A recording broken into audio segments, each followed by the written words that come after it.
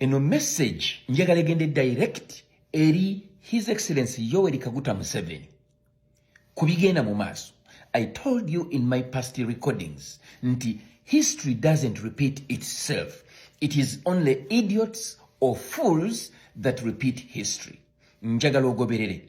Ebbaluwa eno gye ngenda okusomera yawandiikibwa aba UPM mu mwaka ga 1980. UPMO Kampala December 10, 1980. Mr. KMS Kikira, Chairman, Electoral Commission, Uganda. Dear sir, violence and unfairness in ongoing campaigns. Listen carefully. We write to express deep reservations over the unchecked irregularities in the ongoing elections and to caution that with such elections we will be forced to resort to other means. We particularly note and urge you to address the following: arbitrary arrest of our supporters, violence by security forces against our supporters, gerrymandering in favor of UPC, a biased electoral commission controlled by Milton Obote and Paulo Muwanga in favor of UPC. Number 5, removal of our campaign posters and illegal interference with our candidate, Mr. Museveni's Larry's. Number 6, voter bribery with food and hose. Forewarned is forearmed. Sincerely, Jacob Asimwe. Yawandika kulwa UPMO. Kakati njagala bw'obanga owuliriza oba osobola okuwayinda engano ddamu n'owuliriza ebintu bye baali boogera ku myaka gy'ekinaana olwaleero tebiriiwo oba oliawo n'okusingawo kuba electoral commission ekozesebwa okugyamu aba opposition. Mu kaseera kano Robert Kyagulanyi Ssentamu agaanibwa okutuukirira abalonzi be okubawa manifesto ye n'okusobola okukuba ebituli mu gavumenti yabaddewo okusobola okuwangula emitima gyabwe. Mu kaseera kano waliwo abantu abaakafa, eggulu waliwo eyafudde,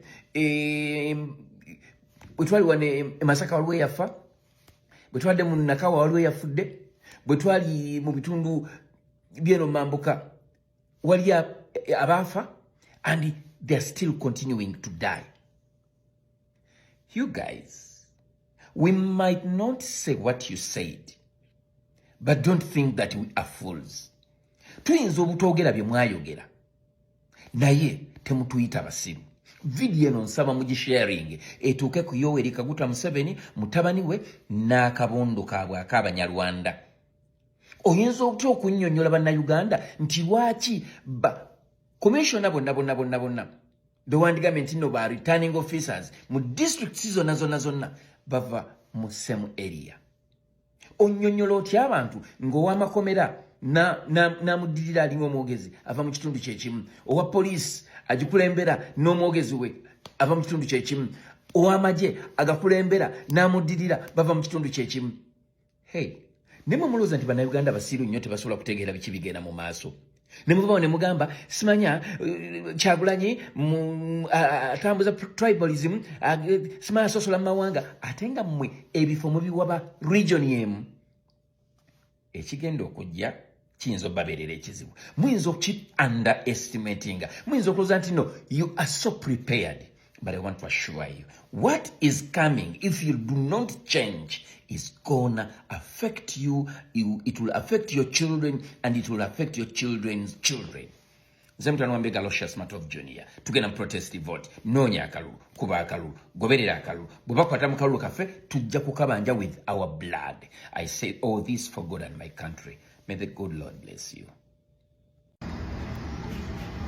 Banaye Museveni.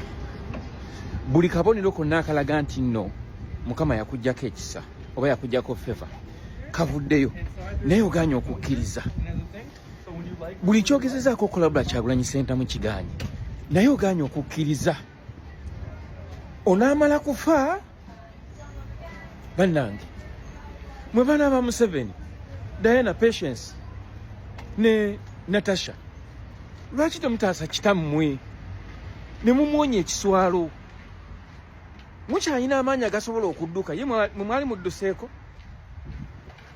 mumulowooza lwaki buli kintu kitambula nga bwe kitambula lwaki temukkiriza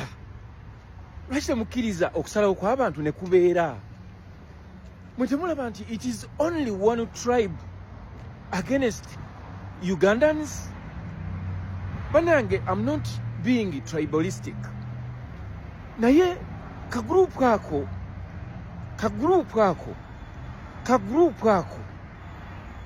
kaagala okulowooza nti nno bannayuganda tebategeera banaye kagrupu ako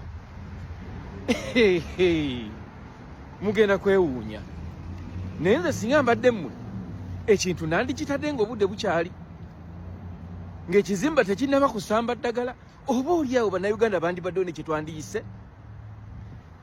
ne kugamba okuteesa nogamba nti tufune ka exit route naye singa embeera eno etabuka nze kino nkibagamba emisinde mugenda kugidduka naye nga buli we muyita babakubira nduulu ddala mweteeseteese ku ekyo ekiyinza okuddako mwe protestive vote temugiwulira mukyebaka otulo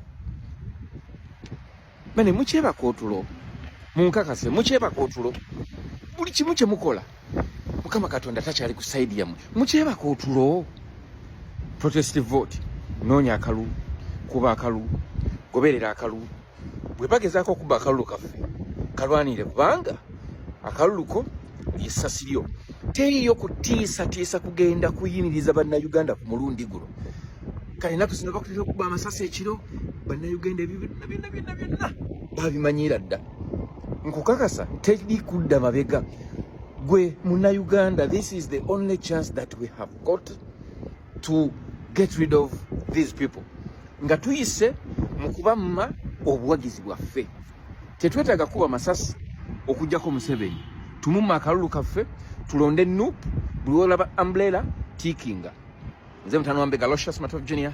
and I say all this for God and my country. God bless you.